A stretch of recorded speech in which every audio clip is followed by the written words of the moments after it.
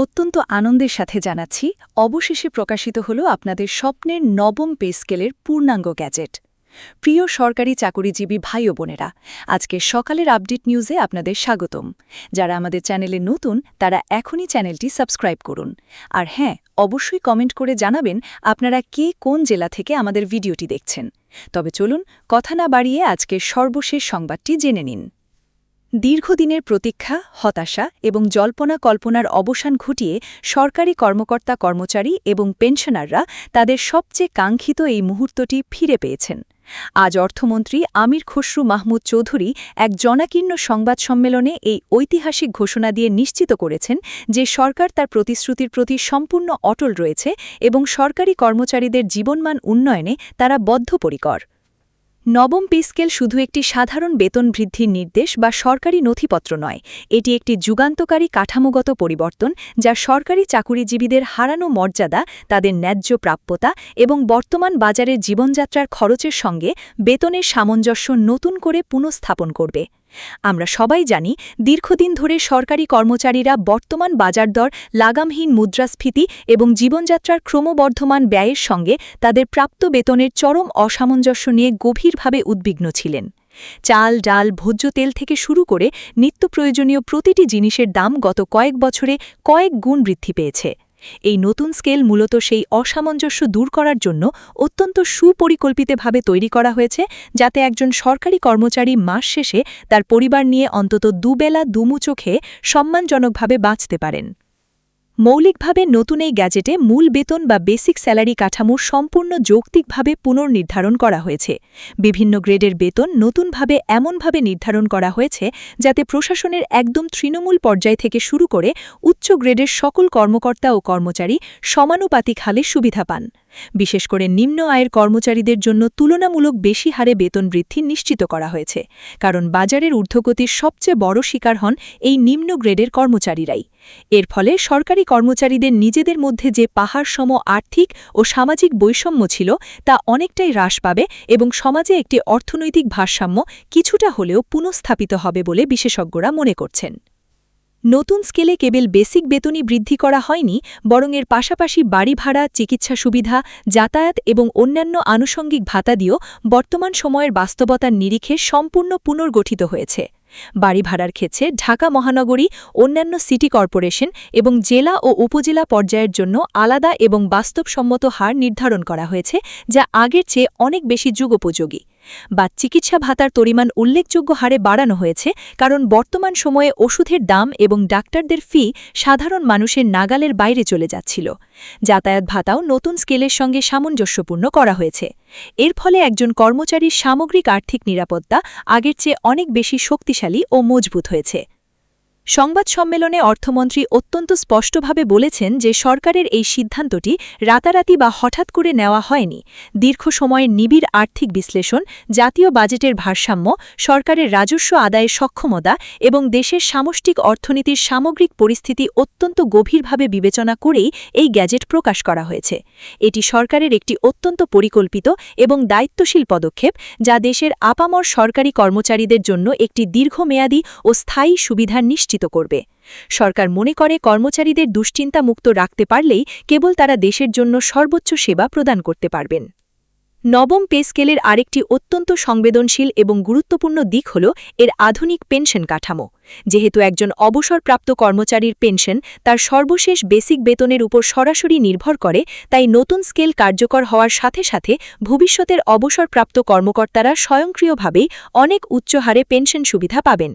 পাশাপাশি যারা বর্তমানে পেনশন ভোগ করছেন তাদের ক্ষেত্রেও বর্তমান বাজারের সাথে সঙ্গতি রেখে ভাতা সমন্বয়ের সুস্পষ্ট সম্ভাবনা তৈরি হয়েছে, যা প্রবীণ এই নাগরিকদের জন্য একটি বিশাল স্বস্তির বার্তা বয়ে এনেছে।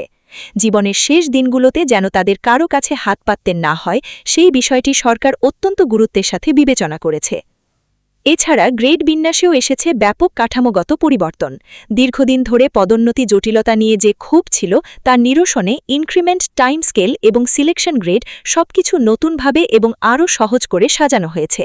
এটি একজন কর্মচারীর সমগ্র কর্মজীবনে পদোন্নতি এবং অগ্রগতির একটি অত্যন্ত পরিষ্কার ও বাধাহীন রোডম্যাপ তৈরি করবে।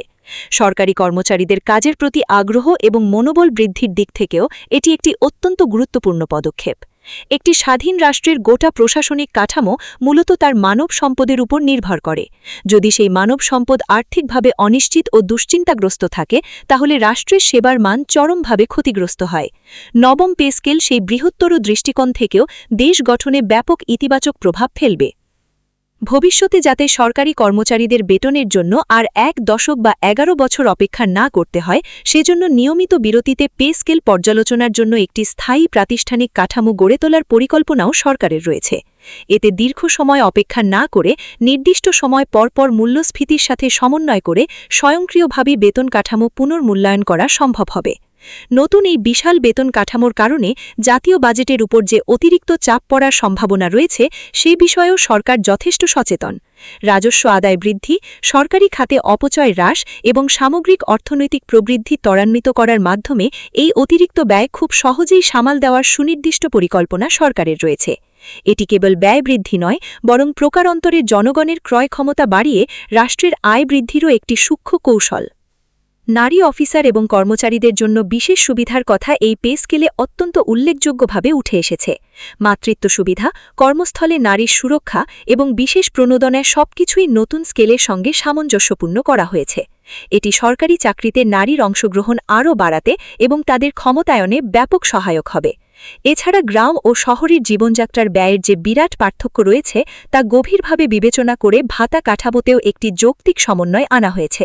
ফলে দূরবর্তী বা দুর্গম অঞ্চলে কর্মরত কর্মকর্তারা এখন থেকে ন্যায্য এবং অতিরিক্ত সুবিধা পাবেন, যা তাদের ওই অঞ্চলে কাজ করতে আরও বেশি উৎসাহিত করবে। চুক্তিভিত্তিক এবং অস্থায়ী কর্মচারীদের জন্য ধাপে ধাপে সুবিধা সম্প্রসারণের একটি পরিষ্কার নীতিমালাও এই গ্যাজেটে স্পষ্ট করা হয়েছে। এটি এই অস্থায়ী কর্মচারীদের দীর্ঘদিনের একটি প্রাণের দাবি ছিল, যা এখন ধীরে ধীরে বাস্তবায়নের মুখ দেখতে যাচ্ছে। নবম পে স্কেলের এই সফল বাস্তবায়ন দেশের সামগ্রিক অর্থনীতিতেও একটি বিরাট ইতিবাচক প্রভাব ফেলবে।